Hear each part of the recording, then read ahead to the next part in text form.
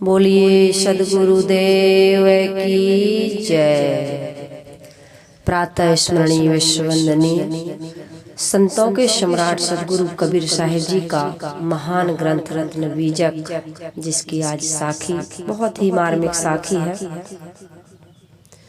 बड़ी कल्याणकारी साखी है। इस साखी के माध्यम से सद्गुरु कबीर साहिब जी हमें यह समझा रहे हैं, एक शिकायत कर रहे हैं और वो शिकायत जायज है। हम सब सद्गुरु कबीर साहिब जी के जो उलाहना दे रहे हैं उसके अनुसार हम काम भी कर रहे हैं। सद्गुरु कबीर साहिब जी कह रहे हैं कि संतों की जो कृपा है, संतों की जो शिक्षा है, सार शब्द है, उनको आदमी सुनता नहीं, सुन लेता है तो मानता नहीं, और मान भी लेता है तो आचरण करता नहीं। इसलिए उसको जीवन में दुख मिल रहा है और वह दुखों से मुक्त नहीं हो पा रहा है। चाहत दुख, क्या चाहता है? चाहत सुख, दुख संग न छाड़ा।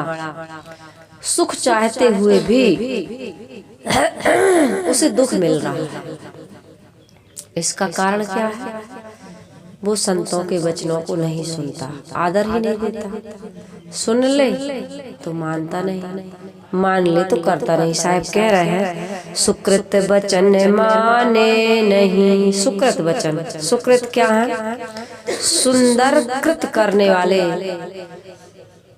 जिन वचनों को सुनकर के हमारे जीवन में सुकृत होता है, सुंदर कृत, सुंदर कार्य, पवित्र कार्य, निर्मल कार्य, कल्याणकारी कार्य, परोपकारी कार्य, जैसे दया है, क्षमा है, करुणा है, शील है, विवेक है, विचार है, गुरु भक्ति है, सहनशीलता है, विनम्रता है।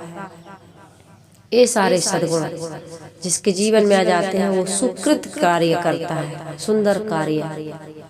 उसके जीवन में किसी प्रकार का कोई कुकृत नहीं होता है, गलत कार्य नहीं होता। आज संसार में आदमी दुखी है तो क्यों है? कुकृत के कारण, कुकर्मों के कारण, पाप के कारण, अत्याचार, अन्याय, अधर्म के कारण। तो साहिब कह रहे हैं सुकृत वचन माने नहीं। संत कह रहे हैं, गुरुजन कह रहे हैं, सदगुरु कह रहे हैं, उन वचनों पर वो ध्यान ही नहीं देता, सुनता नहीं, जाता ही नहीं उनके पास। कहते हैं इसकी जरूरत क्या है? आप न करे विचार। सुकृत वचन माने नहीं, आप न करे विचार। खुद भी विचार नहीं करता, सत्य क्या है, असत्य क्या है, धर्म क्या है, अधर्म क्या है, न्याय क्या है, अन्याय क्या है। वो अपने ढंग से कुछ मान लेता है, कुछ पूजा है, धर्म कर्म है, आरती है, या कोई धार्मिक सुकृत जिसको माना है वो कर लेता है। पूजा पाठ, व्रत उपवास, नदियों में नहाना, यज्ञ हवन करना, अपने ढंग से कोई सदग्रंथों का अध्ययन कर लेना, ध्यान चिंतन अपने ढंग से कर लेना, उतने में वो संतोष मान लेता है और जीवन में सुधार नहीं हो पाता, त्याग नहीं आता, वैराग नहीं आता, समझ नहीं जगती। साहिब कह रहे हैं कहीं कबीर पुकार के, फिर भी मैं पुकार के कहा जा रहा हूँ। ये संसार कहाँ जा रहा, कैसे जा रहा है, इसकी क्या स्थिति? सपना हो गया संसार। साहिब कहते हैं सुकृत वचनों को नहीं मानोगे, सत्य वचनों को नहीं मानोगे, सत्संग नहीं सुनोगे, गुरुवाणी नहीं सुनोगे, नेक शुभ सच्चे उपदेशों को सुनकर के उस पर नहीं चलोगे, विश्वास नहीं करोगे, स्वीकार नहीं करोगे, स्वयं भी सत्य पर वर्णन करने की शक्ति तो है नहीं, इसलिए इसको न जागृत कर पाओगे तो तुम कैसे जाओगे? सपने हो गया संसार। ये संसार कहाँ जा रहा है? सपने में जा रहा है। ये संसार क्या है पता है? सुकृत वचन सुनोगे तो सत्य को प्राप्त करोगे। सत्य हो तुम्हारी आत्मा, तुम्हारे अलावा, तुम्हारी आत्मा के अलावा, तुम्हारे स्वरूप के अलावा, तुम्हारे आत्मा अस्तित्व के अलावा संसार में दूसरी वस्तु कोई सत्य नहीं है। अब उसको जाने ना तो सपने हो गया संसार। ये संसार कैसा है पता है? ये संसार ऐसा है जैसे हम रात्रि में सो जाते हैं तो सपना देखते हैं, तो सपना कैसे लगता है? बिल्कुल सच।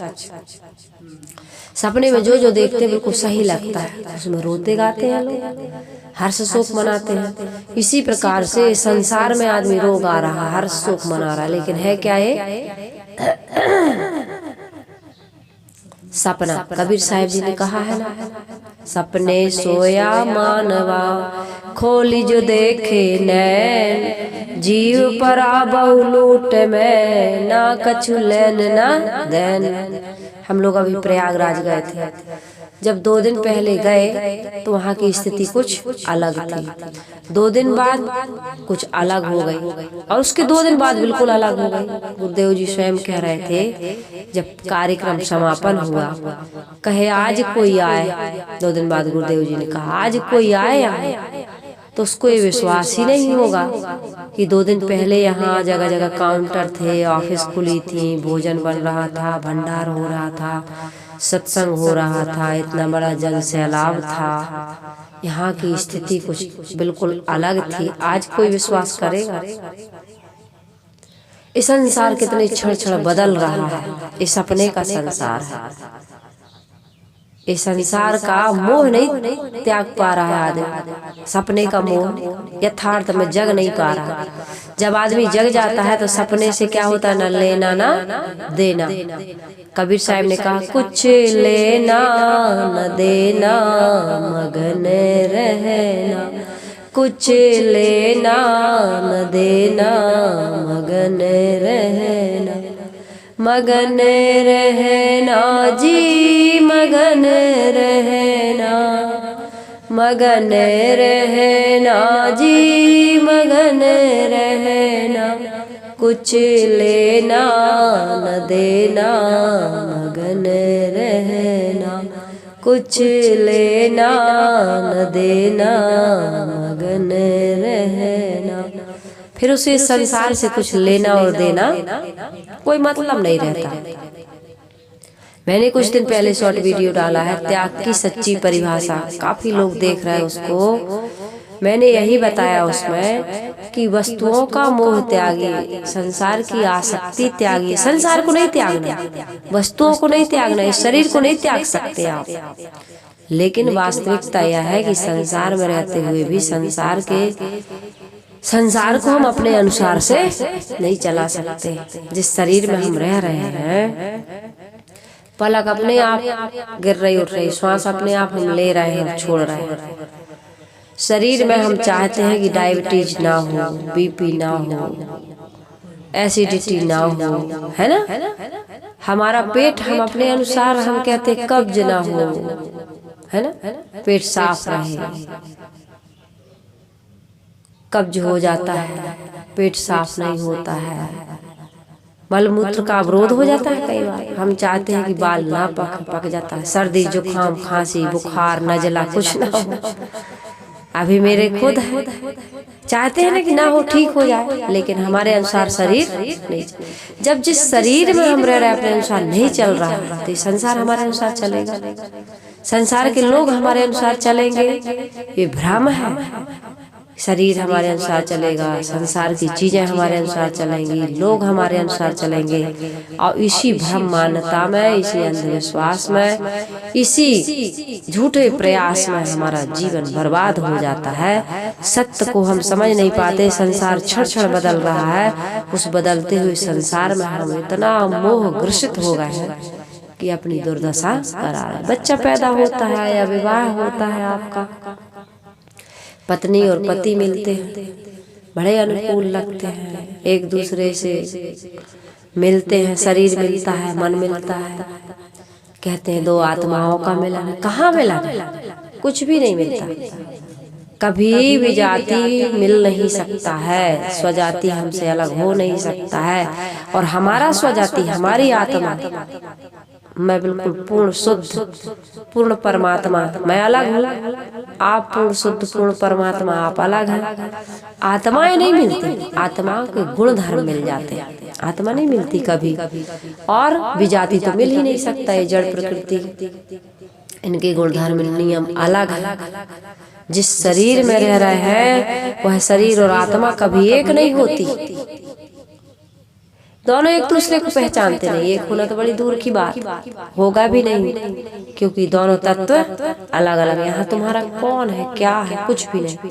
इसलिए साहिब कहते हैं सुकृत वचन माने नहीं, आप न करे विचार। सुकृत वचन सुनो, मानो, समझो तुम कौन हो, संसार क्या है, इसका और तुम्हारा संबंध कितने समय का है, कैसा है, कितना सत्य कितना असत्य। यदि ये समझ जाओगे तो जीवन में दुख नहीं पाओगे। जो तुम्हारा नहीं है उसी को तुम अपना समझ रहे हो। जो हमारे अनुसार नहीं चल सकता उसी को हम अपने अनुसार चलाना चाह रहे हैं, चाहे शरीर हो, चाहे शरीर के संबंध हो, चाहे संसार हो, हमारे अनुसार नहीं चलता है और हम उसको छाती पेटे लगाए माथा कूट रहे हैं। बहू हमारे कहे में नहीं है, बेटा हमारे कहे में नहीं। आज कितनी टूटन है पीढ़ियों में, न्यू जनरेशन और पुराने लोग। आज क्षण क्षण ये संसार बदल रहा है। संसार के साथ साथ यहाँ के नियम, यहाँ के संविधान, यहाँ के लोगों की सोच, यहाँ के अधिकार, यहाँ के कर्तव्य सब बदलते जा रहे हैं। बड़ी टूटन है नई पीढ़ी और पुरानी पीढ़ी में, बिल्कुल सामंजस्य नहीं बैठ पा रहा, समझ नहीं पा रहा। ये बाहर की उन्नति प्रगति जीवन में दो कौड़ी का भी संतोष नहीं दे पा रहा, एक कौड़ी, फूटी कौड़ी का संतोष नहीं दे रहा। घर परिवार में जाकर के देखो, पति पत्नी में रोज खिचखिच हो रही, रोज विवाद हो रहा है। वही बच्चे सुन रहे हैं, बच्चे बड़े हो रहे हैं, बच्चे भी तुम्हारा रिस्पेक्ट करना बंद कर दिए। बच्चे अपने ढंग से जीना चाहते हैं। बच्चों को ऐसा पढ़ाया जा रहा है, ऐसा स्वतंत्र लाइफ उनको दिया जा रहा है कि आज माता पिता के प्रति कोई झुकाव, परिवार के प्रति कोई झुकाव, यहाँ तक कि पति पत्नी के प्रति कोई झुकाव नहीं है। इतना अधिकारों का आदमी के जीवन में भूत सवार हो गया। मेरा अधिकार, मेरा अधिकार, मेरा कर्तव्य कुछ नहीं। संविधान पढ़ के देख लो, कुछ कर्तव्य है तो कुछ अधिकार है। संसार का यही नियम है, लेकिन नहीं, बहुत कुछ बदल चुका है, बहुत कुछ बहुत कुछ विकृतियां आ चुकी हैं।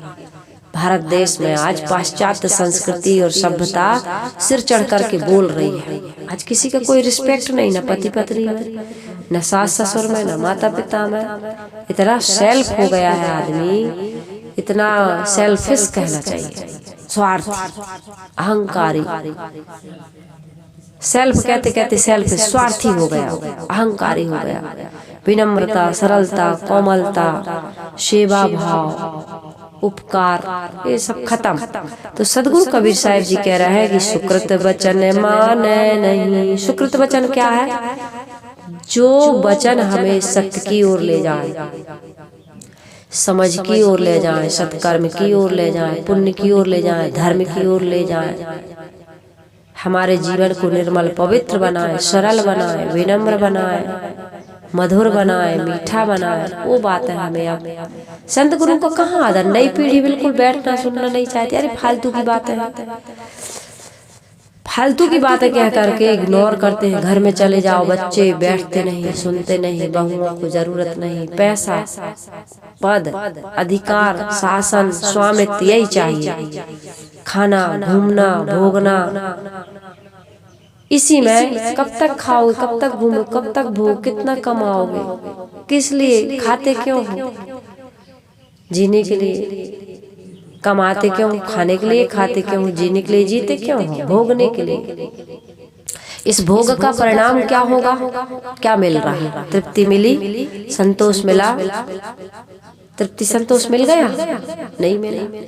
पूर्णता मिली? नहीं मिली। संतोष शांति नहीं मिली, मिलेगी भी नहीं।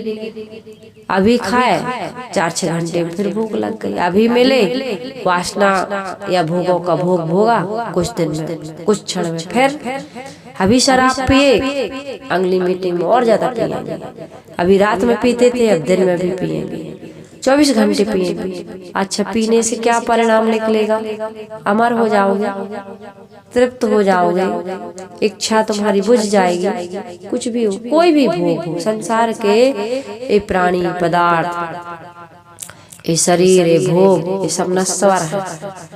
इनमें मन लगा करके हमें कभी संतोष भय है, इसमें पीड़ा है, असंतोष है, बर्बादी है। तो साहिब कह रहे सुकृत वचन माने नहीं, आप न करे विचार। सुकृत वचन न सुनते हो, न मानते हो, न खुद विचार की मथानी चल पा रही, विचार की मथानी जागृत ही नहीं हो पाई, विचार नहीं कर रहा। ये विचार नहीं है जो संसार के भोगों के प्रति तुम विचार कर रहे हो। विकास, भौतिक विकास के बारे में विचार कर रहे हो, ये विचार इसको विचार नहीं कहा। यहाँ पर विचार कहा जा रहा विवेक विचार के लिए। विवेक नहीं जग रहा, क्यों कमाता हूँ, क्यों खाता हूँ, क्यों जीता हूँ, क्यों बार बार जन्म लेता हूँ, क्यों मर जाता हूँ, क्यों नाना खानियों में मुझे भटकना पड़ता है, तृप्ति संतोष क्यों नहीं मिलता, आनंद पूर्णता का अनुभव क्यों नहीं होता, ये विचार नहीं आ रहा है। तो साहिब कह रहे हैं कि सुकृत वचन माने नहीं, आप न करे विचार। कहीं कबीर पुकार के सपने हो गया संसार। ये सारा संसार मृग मारीच का बना हुआ है, जैसे मृगा होता है धूप की लहरियों में, उसको आभास होता है पानी, प्यास बुझेगी, दौड़ता है, दौड़ते दौड़ते मर जाता है, अंतिम अवस्था आ जाती है, पूर्णता नहीं मिलती, संतोष नहीं मिलता, प्यास नहीं बुझती। प्यास कहाँ बुझती है? पानी में मीन प्यासी मोहि सुन सुनी आवत। पानी में रह करके मछली को जल की प्यास है, आनंद स्रोत बह रहा और तू उदास है, पानी में रह के मछली को जल की प्यास है। आनंद स्रोत अंदर है, पूर्णता, तृप्ति, संतोष, सब सुख का खजाना मेरे भीतर है, और मैं कहाँ खोज रही हूँ? बाहर खोज रही हूँ। साहिब ने कहा वस्तु अंत खोजे अंत, क्यों करावे हाथ, सज्जन सोई सराही जो पारख राख है।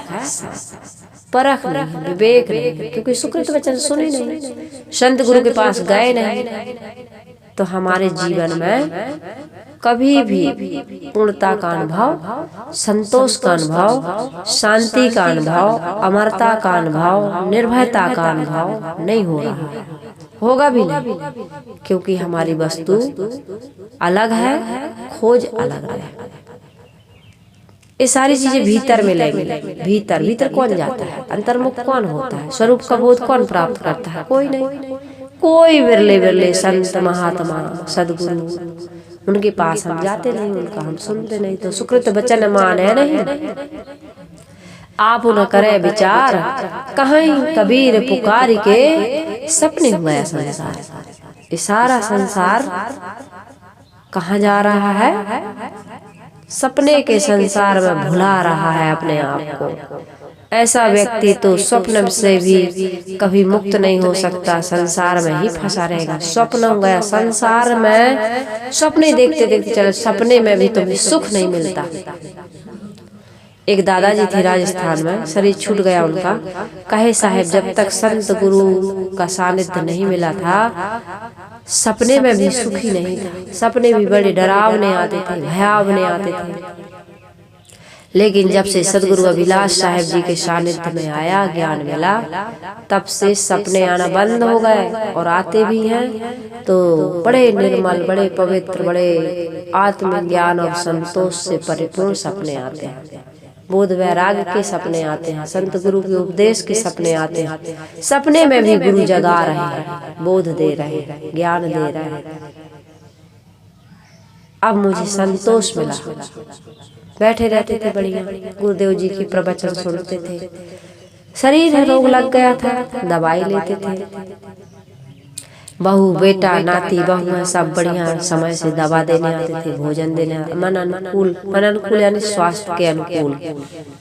मन अनुकूल का मतलब ये नहीं कि जो मन चाह रहा है, भले उल्टी हो जाए। एक भक्त जी थे, गुरुदेव जी से मिले, बेटा ने शिकायत की, गुरुदेव पिताजी को समझाइए कि जब भी तेल वाला खाते हैं, दीपावली का मौसम चल रहा है, जितने लोग भी सुने इस प्रवचन को, सावधान रहें। शरीर और मन के अनुसार न चलिए, प्रकृति के अनुसार चलिए।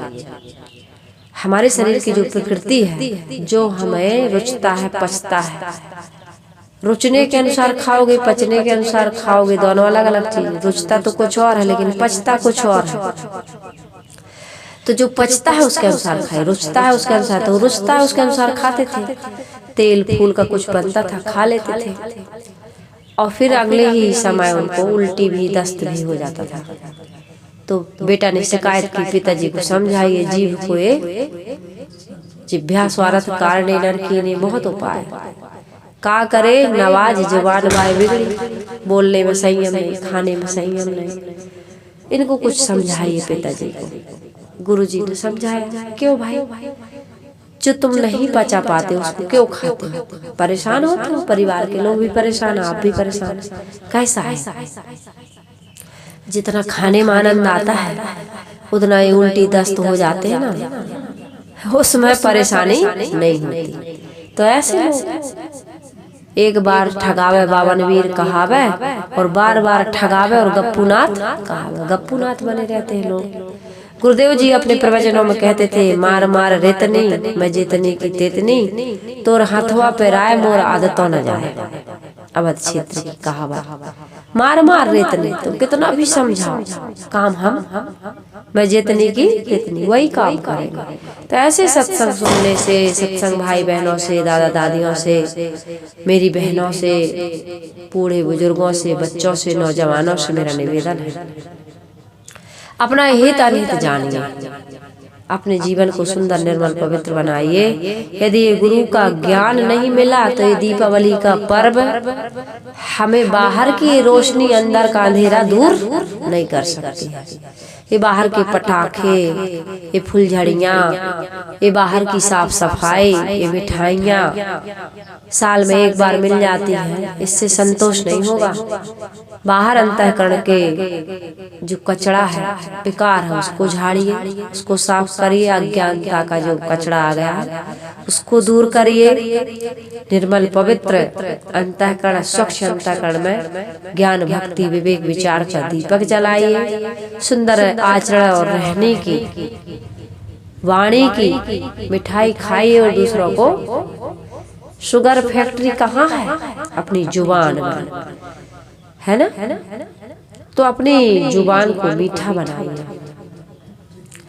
और फिर जीवन को निर्मल पवित्र करके, सुंदर ज्ञान का दीपक जला करके, मीठी वाणी मीठा आचरण करके, बोल करके, आचरण करके सबको सुख पहुंचाइए और खुद भी सुखी होइए। तभी यह सद्गुरु संतों का उपदेश हमारे जीवन को सुंदर बना सकता है। जब हम उनको सुनेंगे, समझेंगे और समझ करके अपने जीवन में आचरण करेंगे। ये मानव जीवन बड़ा दुर्लभ है, मनुष्य जन्म बड़ा दुर्लभ है, परंतु दुख की बात तो यह है कि मनुष्य सत्य सुनकर भी उसे अपना नहीं पा रहा। इतना कायर बन गया, इतना कमजोर बन गया। तो अपनी कायरता को जीतिए। अमृत के समान सद्गुरु के इन वचनों को सुन करके अंधकार को प्रकाश से समाप्त करिए और अपने जीवन को सफल बनाइए, सार्थक बनाइए। दीपावली के शुभ अवसर पर आप सबको, श्रोता बंधुओं को, माता बहनों को, दादा दादियों को, सभी को ढेर सारी शुभकामनाएं। सबका जीवन मंगल हो, सुखमय हो, शांतिपूर्ण हो, पवित्र हो, सफल सार्थक हो। इन्हीं शुभकामनाओं के साथ मैं अपनी वाणी को विराम देती हूँ। आइए गुरु वंदना कर लेते हैं।